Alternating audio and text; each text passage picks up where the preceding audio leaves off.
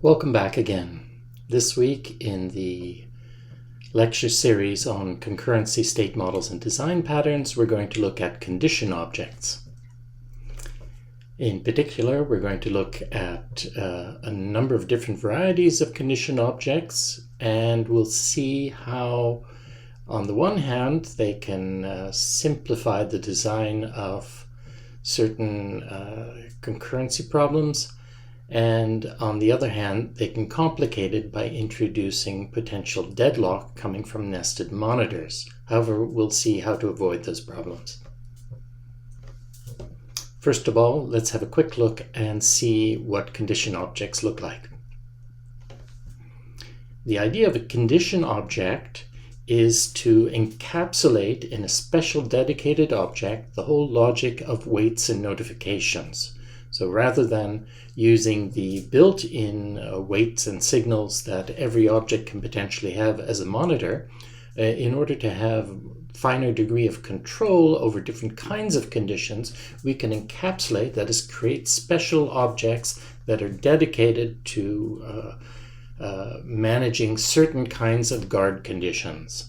And that way, in a solution that you design, you can use multiple condition objects so that you can have threads that are waiting or triggered on different kinds of conditions within an object.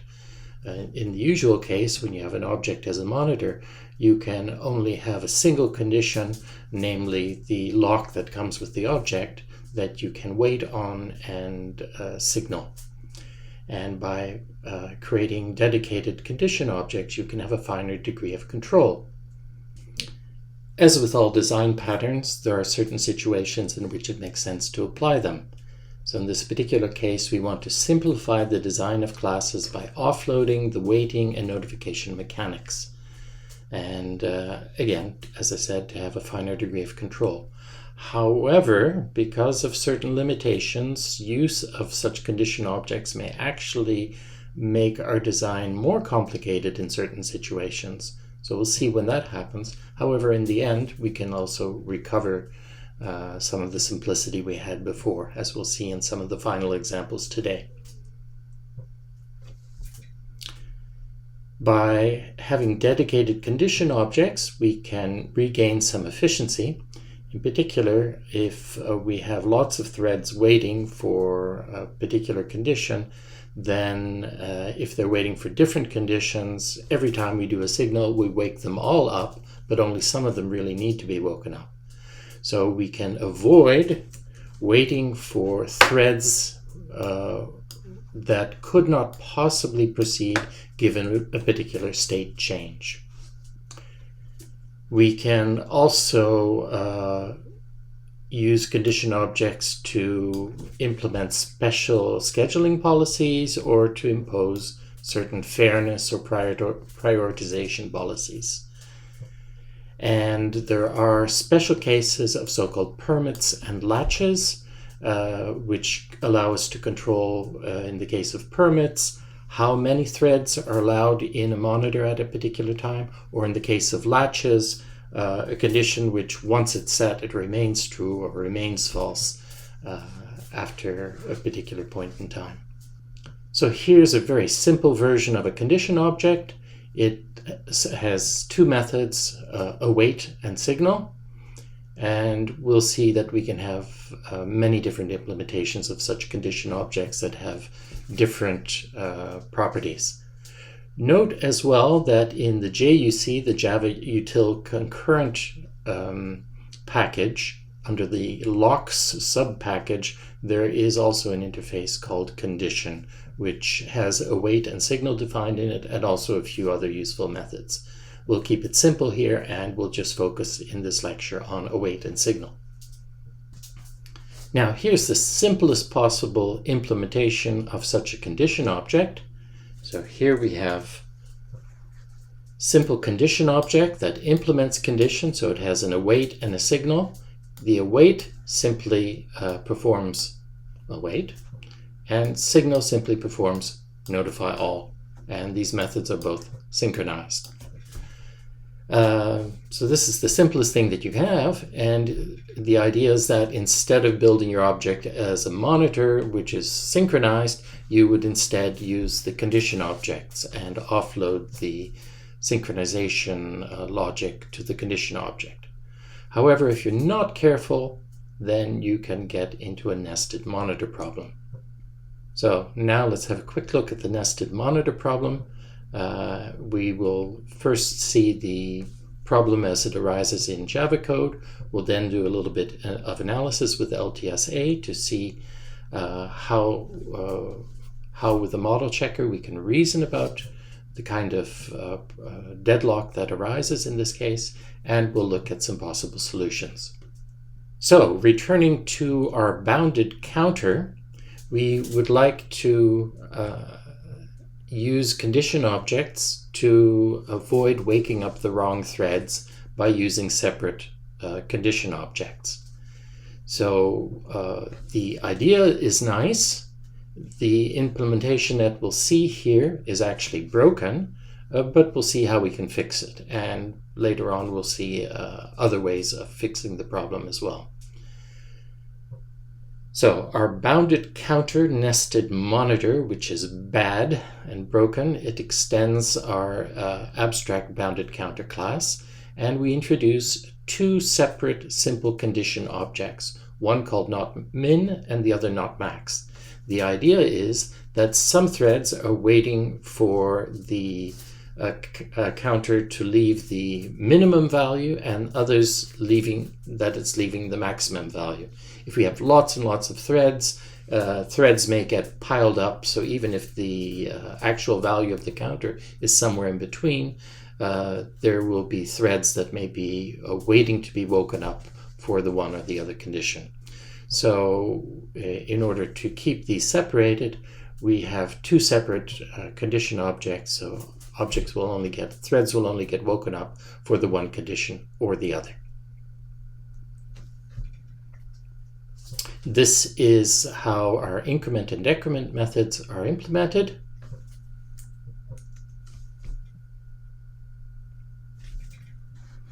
Here's the decrement method. If the count is already at the minimum, then of course we should wait, and we should wait till not_min has woken us up.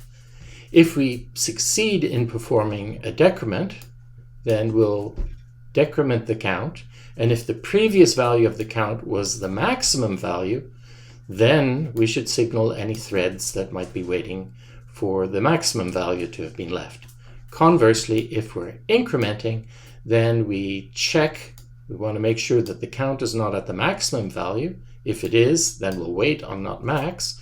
And if it was previous at the minimum value after incrementing, we should signal any decrementers. Now, there's a problem with this implementation.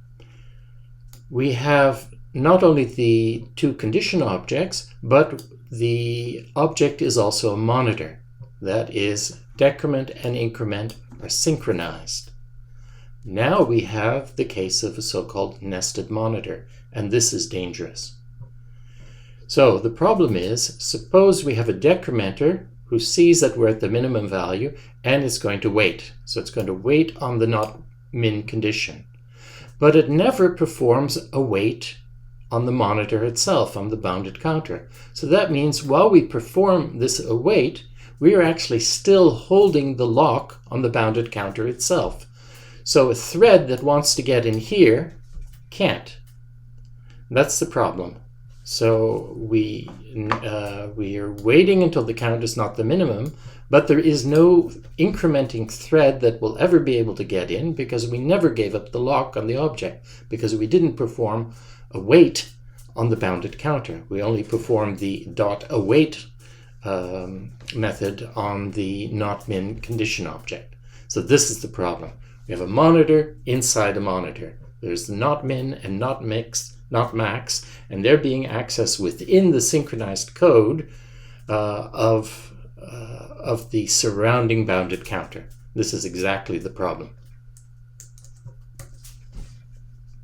Here we visualize the problem using a UML scenario diagram.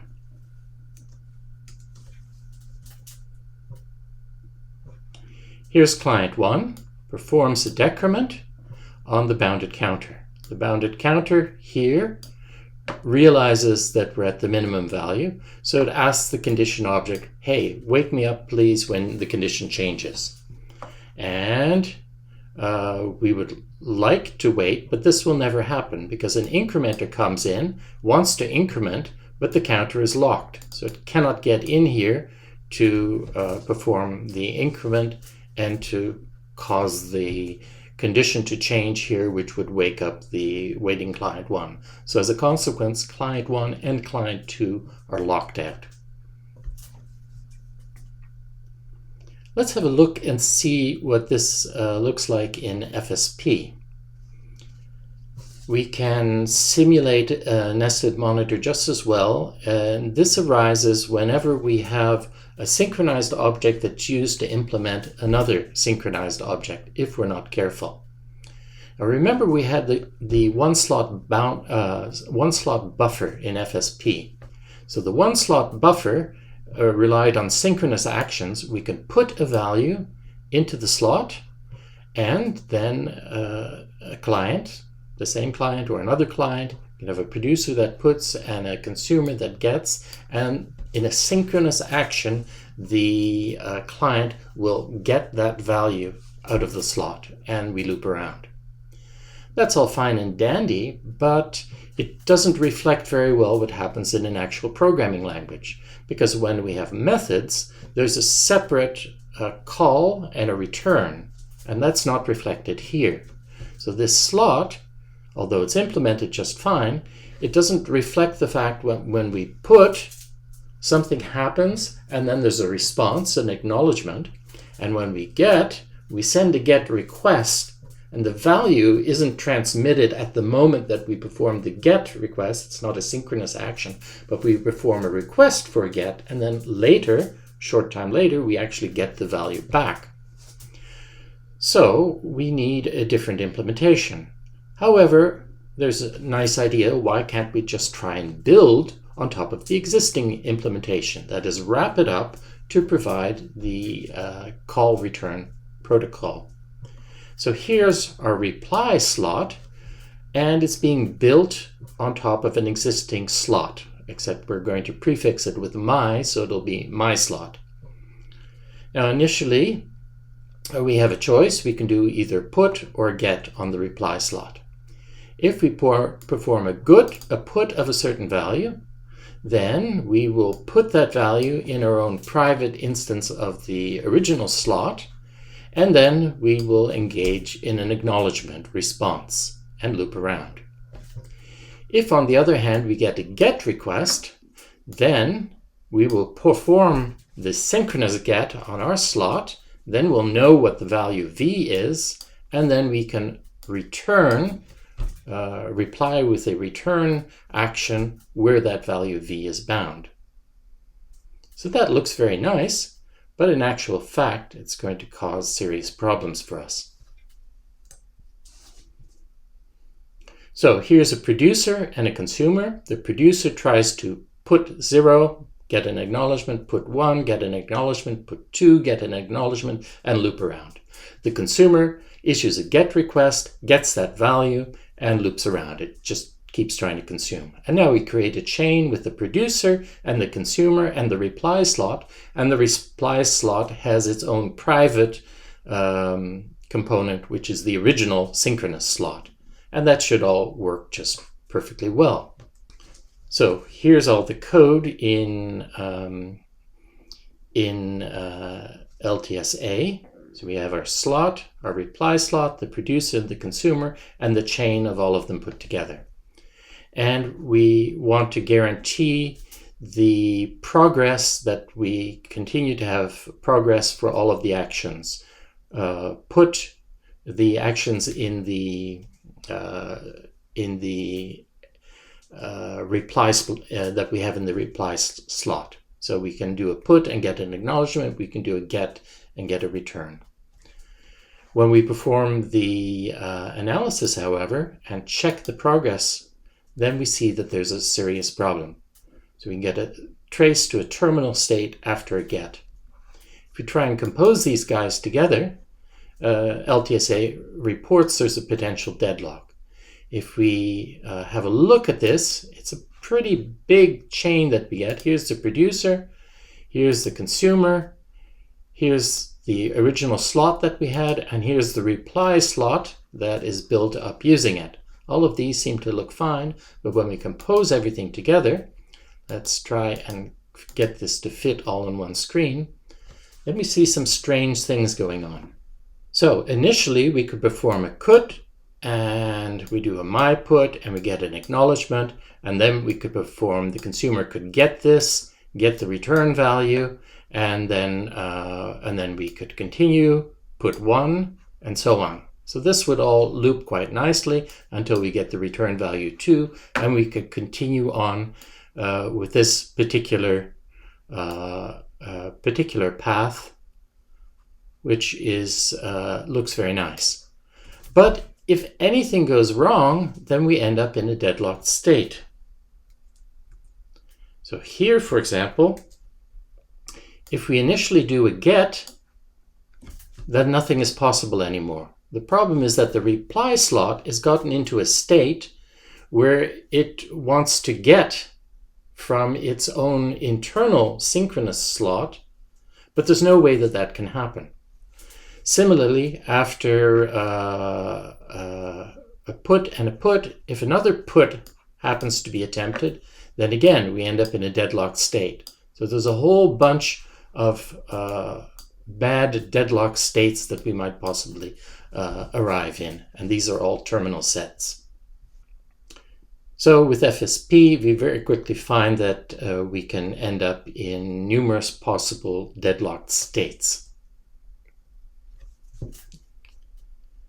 So how do we get out of this problem? We want to solve the nested monitors problem, and there are different ways of doing it. Here's a summary of the key points. First of all, we want to avoid that we perform a synchronization while that we perform a wait while we're still holding synchronization on the host object. So that's where the nesting is. We want to break the nesting. So you cannot have the situation that you're holding the lock on one object while you're waiting on a condition object for some other condition, because that's where the deadlock comes from. And as a consequence, you will get to a different kind of a guard loop that reverses this faulty synchronization. The way you do that is the entire guard wait loop should be enclosed within synchronized blocks on the condition object. So the idea is that instead of having the lock on the host first and then locking on the condition object, you instead explicitly lock on the condition object. This is kind of clumsy, as we'll see. It works. Later on, we'll see that you can also avoid this whole situation by not using the outside monitor, but only using a collection of condition objects. You want to make sure that notifications don't deadlock. So notifications can only be performed when you release all synchronization. And finally, the helper and the host state have to be consistent. So if there's any state that's in the helper object, it has to always be consistent with the host.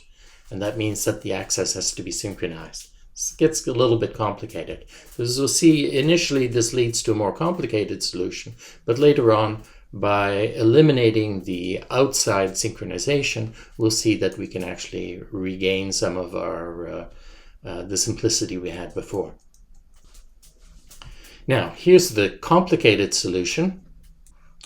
Here's our decrement method, the one that we had before. Here's the key point. This code here is synchronized with respect to the condition object, whereas the decrement method itself is not synchronized. So before we do any synchronization on the host, we first put the lock on the condition object. So we reverse the nesting.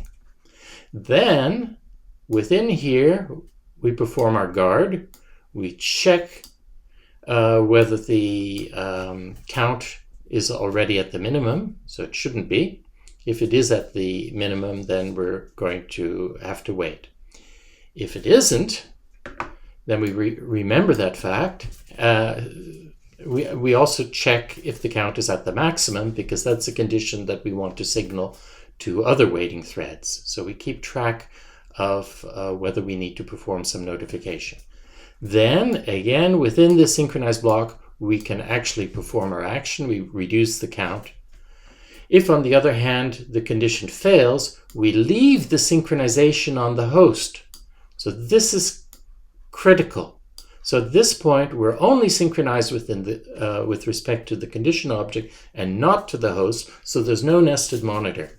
And now we can wait on the condition object.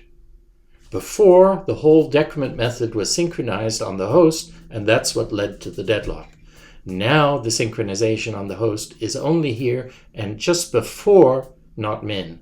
But all the while we're holding the lock on the condition object. At this point, we ask the condition object to notify us when the condition changes, and then we release the lock on the, recall, the await method is going to perform a wait on the condition object, so we release the lock on that too. At that point, our thread becomes not runnable, and we're waiting only on the condition on the simple condition object. We're not holding any locks at all. So that's the solution.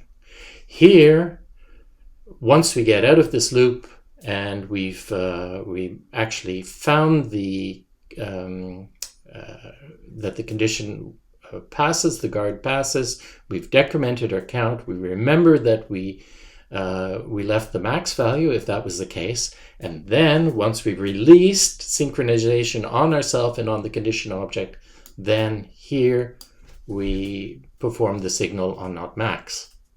So notice this is a little bit convoluted code. You wouldn't want to have to write this from scratch, but it's a pattern. If you're in the situation, this is what it looks like. So it's sort of classical kind of reversal of synchronization. As I said, however, this complication comes because we're mixing two styles of programming. One using the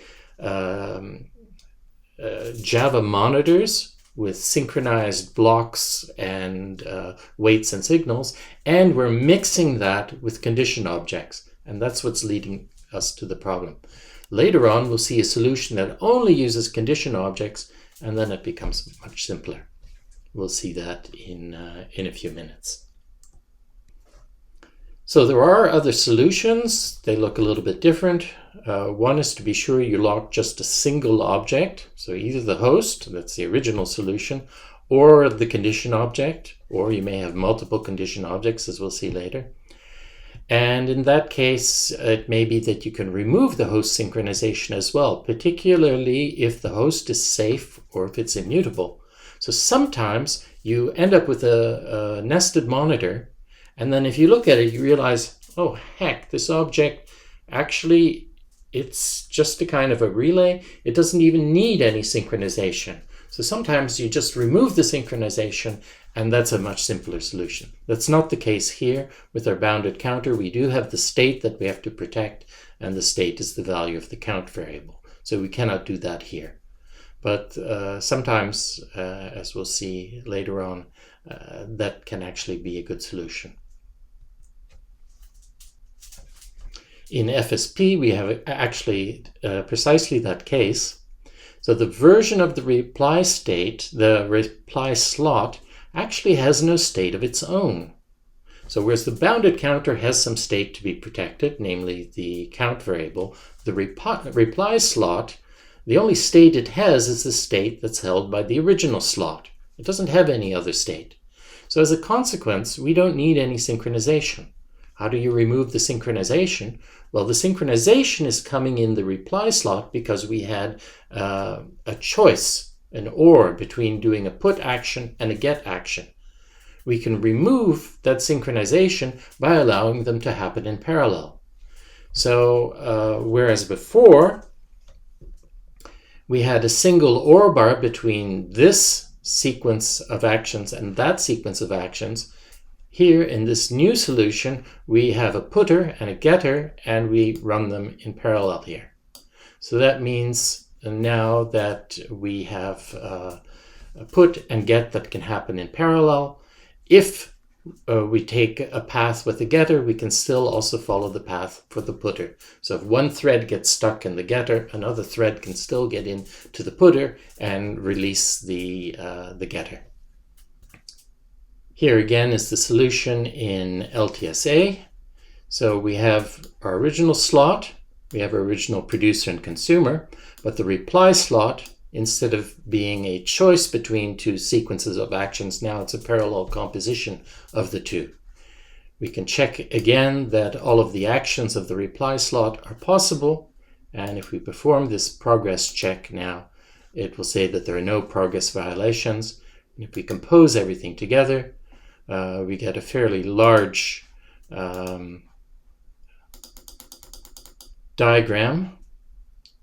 We can have a quick look at it. It doesn't make fun reading, but as the analyzer told us, all of these paths eventually get us back to the origin again, so there's no possibility of getting into a terminal set leading to deadlock. So much for the nested monitor problem. Now let's have a look at some other kinds of condition objects. Permits and semaphores are special condition objects where the synchronization depends on the value of a counter. Exactly like our bounded counter. However, the interface is slightly different. So this is particularly useful if any await may proceed if there be more signals than awaits. So this way you can, for example, control that only a maximum number of threads can be inside a resource.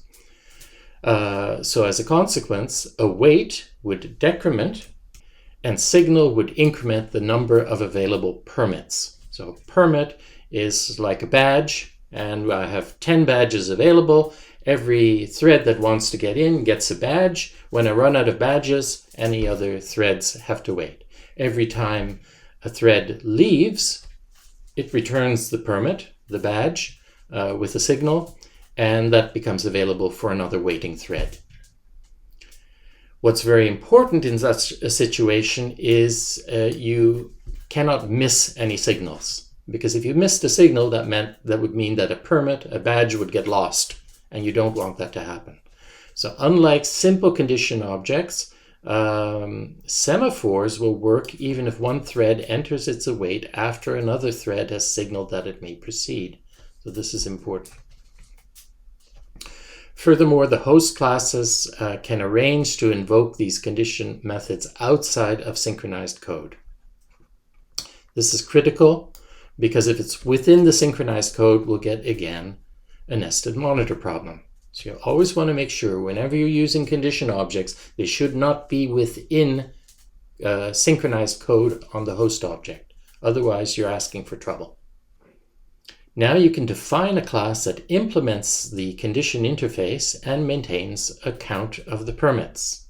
And it immediately releases a wait if there are enough permits available. And an example is the implementation we have already, namely bounded counter. But let's have a look at how we can implement it with the right interface. So here's a permit class, and it implements condition. When we create it, the count is initialized to a certain number of available permits, or badges, if you will. And the await says, I would like to get in, please give me a badge. If the count is 0, then we're going to wait. If we succeed and pass the guard, then we decrement the count.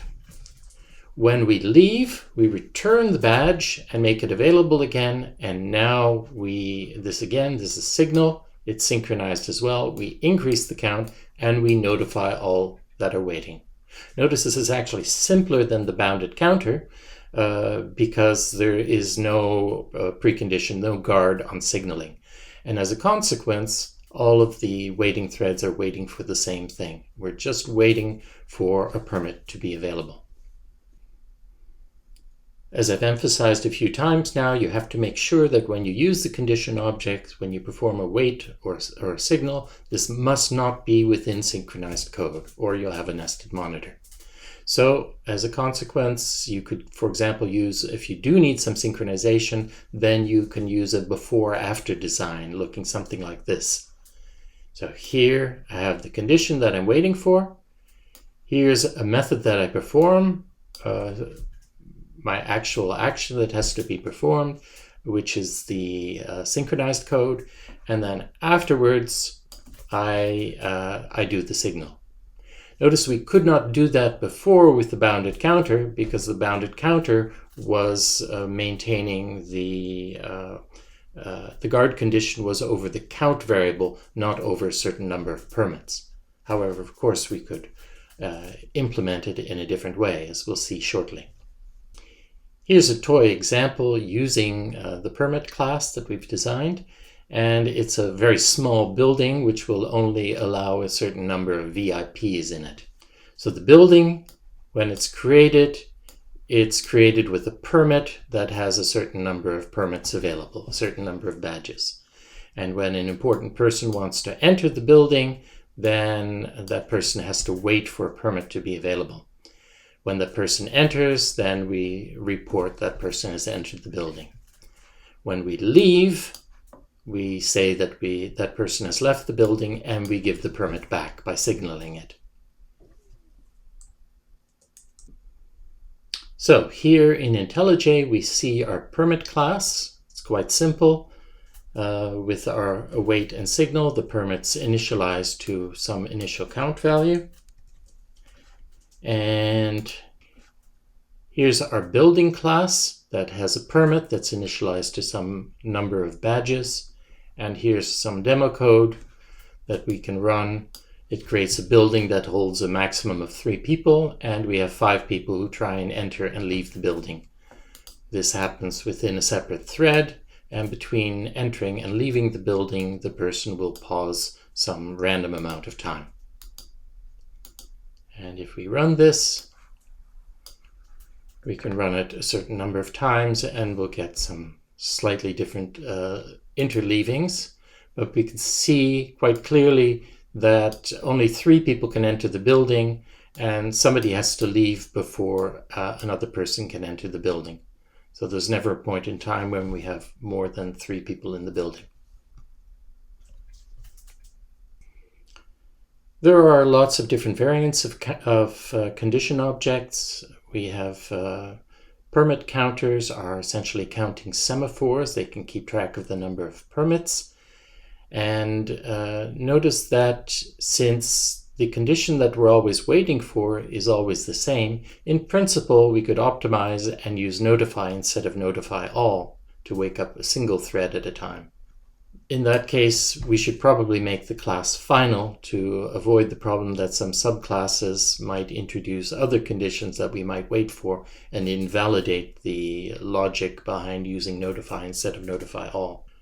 Other things that we can do is have fair semaphores that keep track of the queue of the threads waiting on a simple condition object so that we are sure that they will be served fairly. And another kind of condition object is that of locks and latches. So a latch is a particular, it's like a lock, but once it's set to be true, it always stays true. Notice that a future is a kind of a latch. Once the future variable has attained its value, has a value assigned to it, that value remains there and is always available. So once it's set, then it stays set. So it's a kind of a latch. Here's a possible implementation of semaphores in Java. Recall a semaphore is a special kind of a lock that supports a V and a P operation, otherwise known as up and down. And it also keeps track of an internal value. The idea is you can always increase the value, but you can never decrease it below 0. So here we see we have the up method. It's synchronized, the value is increased, and it performs a notification. because we're always waiting on the same condition, notify is a possible optimization over notify all. So we only want to wake up just one thread. Down is also synchronized. However, here we check that the value is not 0. If it is, then we wait. Once we pass that, we decrement the value. There's no need to perform any notification because we haven't changed any condition which would cause a waiting thread to be woken up.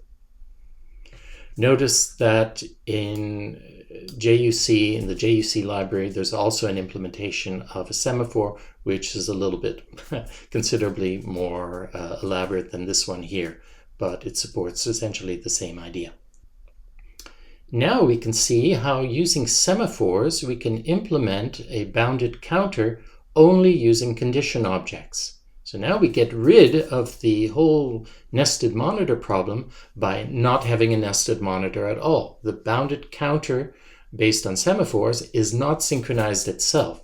We only use 3 semaphores which will keep track of our state. So we will use 3 semaphores, 1 for mutual exclusion and 2 for condition objects. The mutual exclusion semaphore is the one we need to protect our critical sections. However, we take care that we only enter a critical section outside of accesses to our condition objects. So we never have a critical section with access to the condition objects on the inside of the critical section. Otherwise, once again, we would have a nested monitor. We initialize the bounded counter as follows. Mutex has a semaphore initialized to the value 1, and it only takes on 2 values, 1 or 0. Full and empty, initially the bounded counter is empty and it holds max minus min slots. Full represents the total number of counters which have been entered into the counter, and empty keeps track of the number of empty slots. Notice that the sum of full and empty should always be the same as max minus min. Here's our value method. Ordinarily this would have been synchronized. Instead, we protect this critical section by doing a mutex.down followed by a mutex.up. So this is the lock. We lock, perform our critical section, and release the lock. Mutex.down goes from 1 down to 0, and when we release it, it goes back up to 1. The mutex value will never go above 1, and because it's a semaphore, will never go below 0. Now here's the interesting part. This is the increment method, and notice that it's implemented entirely with condition objects, and we avoid the nested monitor as follows. First, we have our guard, the condition that we're waiting for, and we perform empty.down. Now notice, unlike the example that we had earlier using a simple condition object, the semaphore is doing some work for us. It's keeping track of the number of permits that are available. So it will allow, it keeps track of the number of available empty slots. These are essentially permits, and it will reduce it by 1. If there are none available, we block and wait here. But we're only waiting on one object. There's no nesting. If this passes, then we enter our critical section. We use the mutex.down and perform the action, and then release the lock by performing mutex.up. Again, there's no access to another synchronization object, condition object within this code, within our critical section, so there's no nested monitor.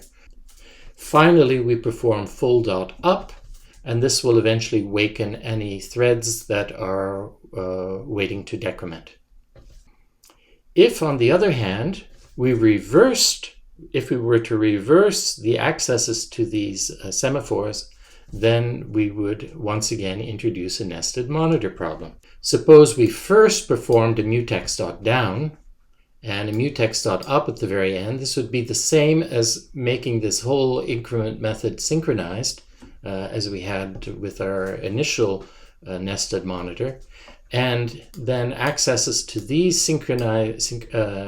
condition objects within this code.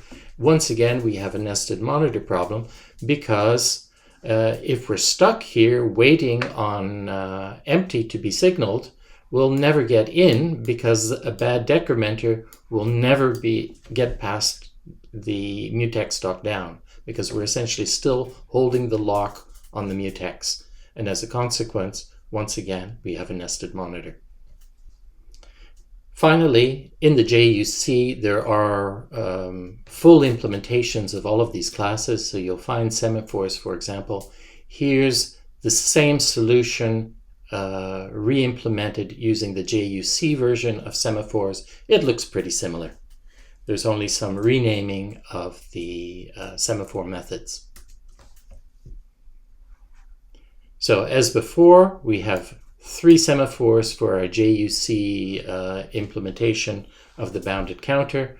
We have a mutex, which takes values 1 and 0, and full and empty, whose values range from 0 to max minus min.